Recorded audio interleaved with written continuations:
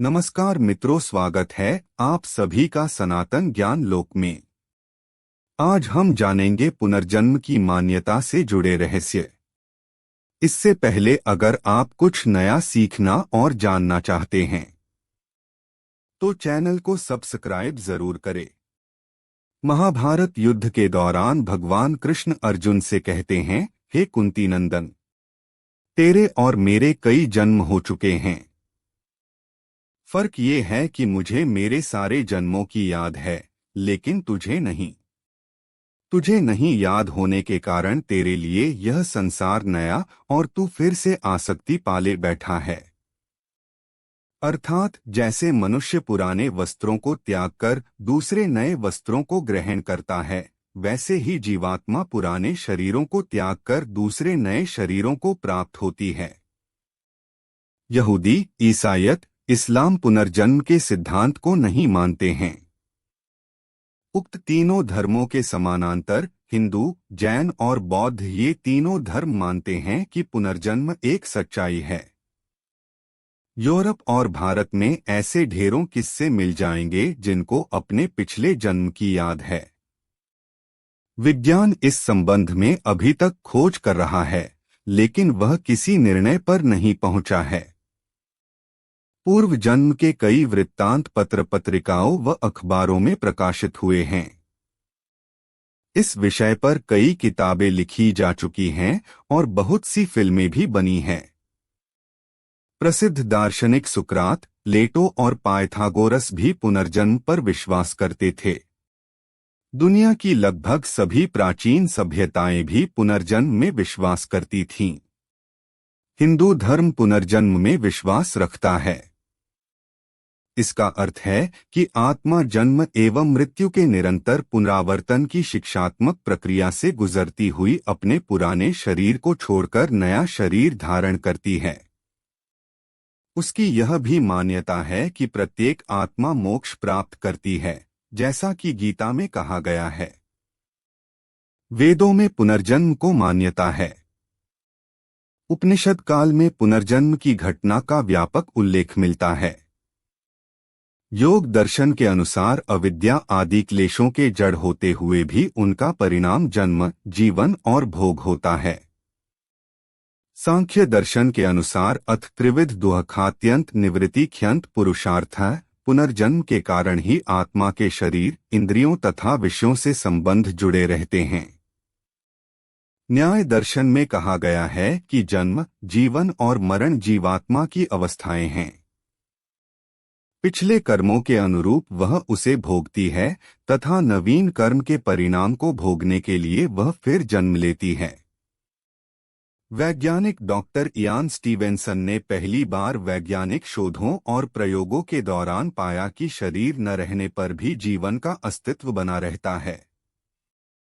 उपयुक्त अवसर आने पर वह अपने शरीर या पार्थिव रूप को फिर से रचता है।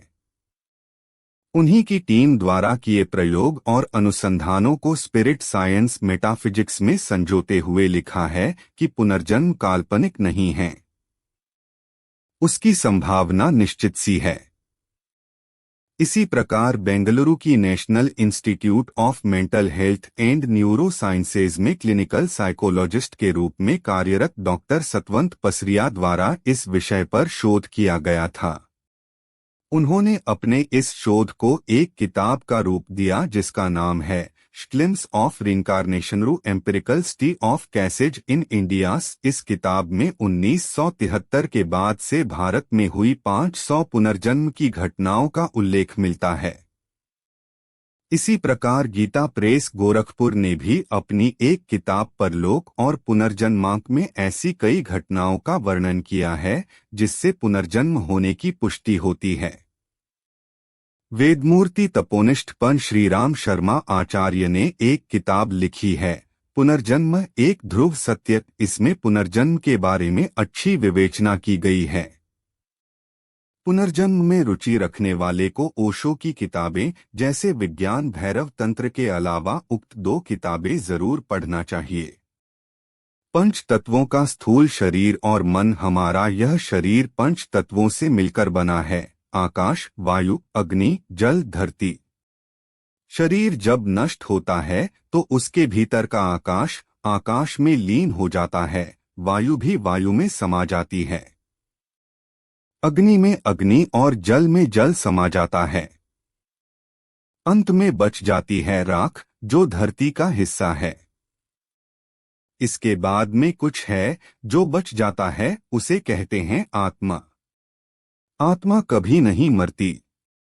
जन्म और मृत्यु के बीच में जिंदगी मानी गई है, लेकिन जिंदगी तो मरने के बाद भी जारी रहती है। जन्म और मृत्यु के बीच जो सबसे बड़ी कड़ी है वह आत्मा। आत्मा शरीर में है तो संसार है, और आत्मा ने शरीर को छोड़ दिया तो पारलौकिक संसार है। विज्ञान के लिए जन्म और मृत्यु के बीच की कड़ी आत्मा सबसे उलझा रहस्य है। इस आत्मा से जब स्थूल शरीर छूट जाता है या इसका स्थूल शरीर जलकर नष्ट हो जाता है, तब भी उसके पास दो चीजें बच जाती हैं, जिसे मन और सूक्ष्म शरीर कहते हैं। शरीर तो भौतिक जगत का हिस्सा है, लेकिन मन अभौतिक है। यह मन ही आत्मा के साथ आकाश रूप में विद्यमान रहता है। इस मन में उसकी बुद्धि, सभी स्मृतियां और अनुभव संरक्षित रहते हैं।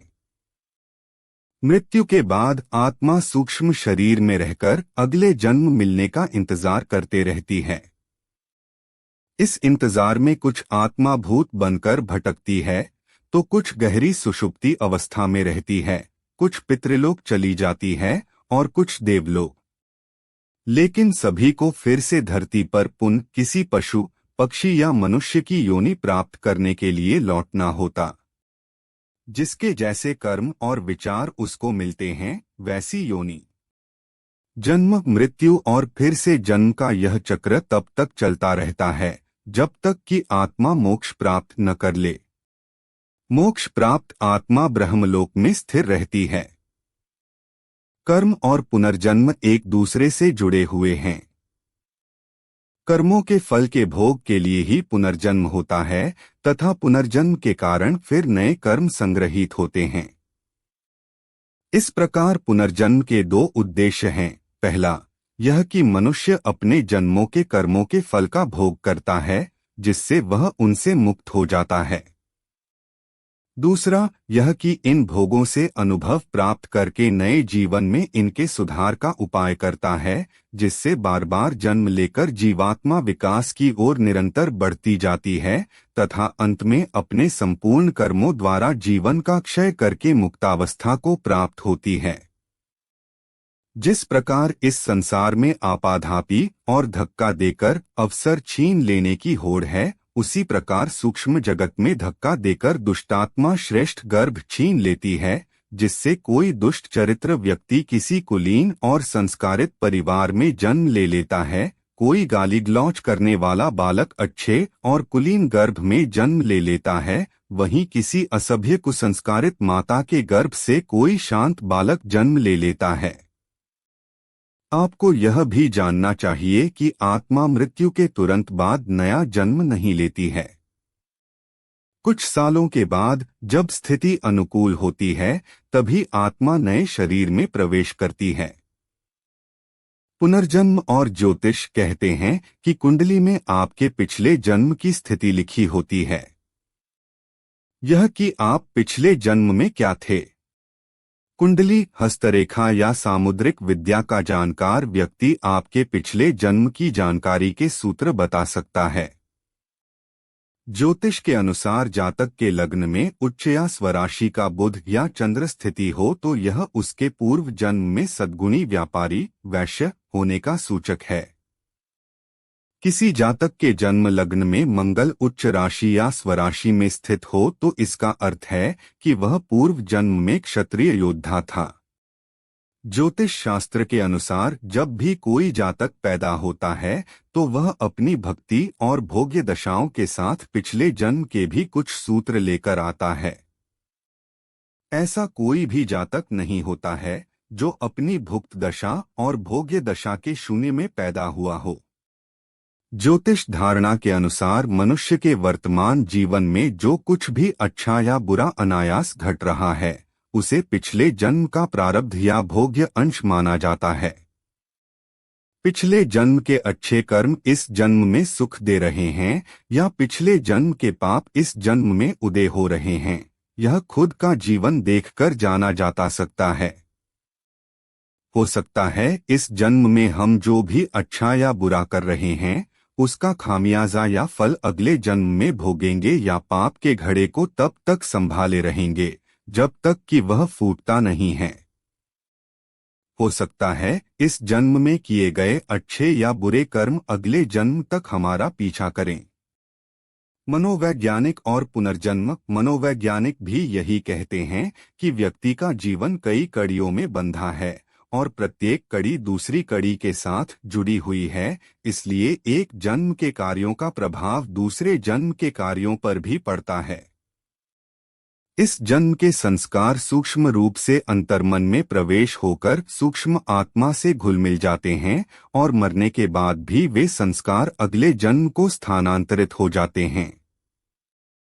पिछले जन्म को प्रमाणित करने के लिए उनकी स्मृतियों के आधार पर परखने और सही पाने के बाद मान लेने की तकनीक बहुत पुरानी है।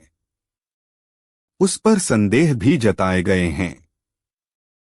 अब जीन्स और गुणसूत्रों के आधार पर परखने की नई तकनीक काम में लाई जा रही है। 1998 से उपयोग की जा रही इस तकनीक के और भी रोचक और ज्यादा प्रामाणिक नतीजे सामने आए हैं।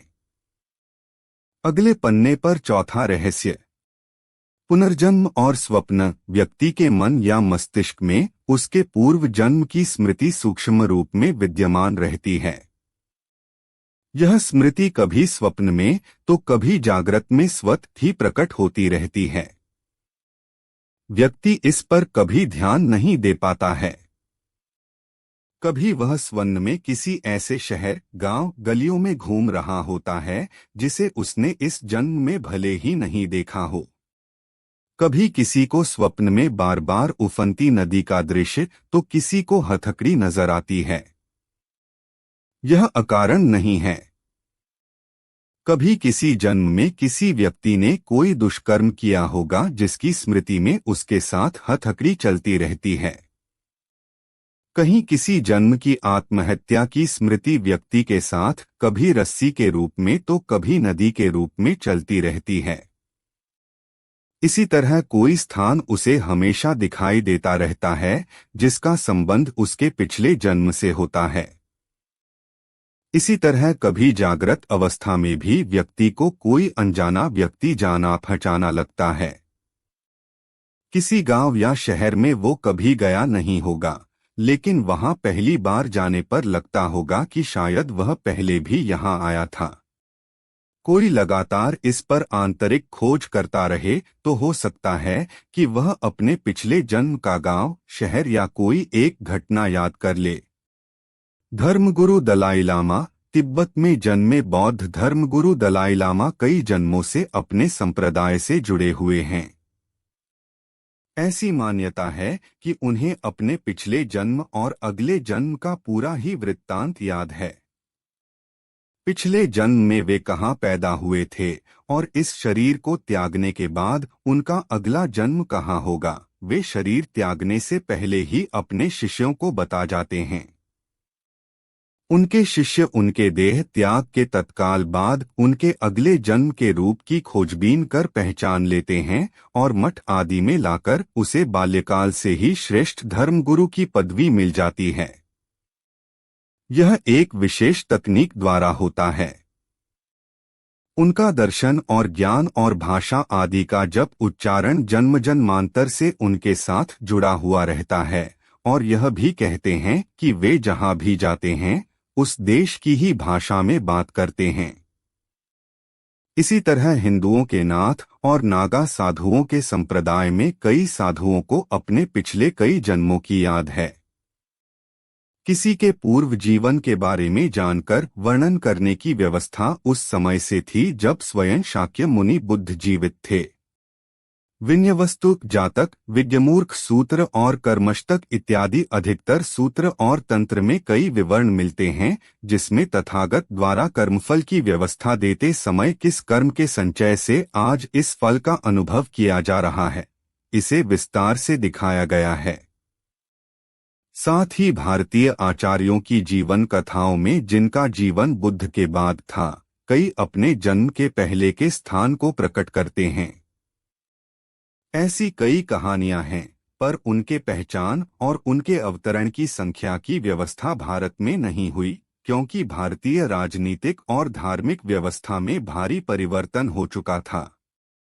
यह प्रथा तिब्बत में जारी रही। ये थी कुछ जानकारी। अगर अच्छी लगी तो लाइक और सब्सक्राइब जरूर करें। धन्यवाद।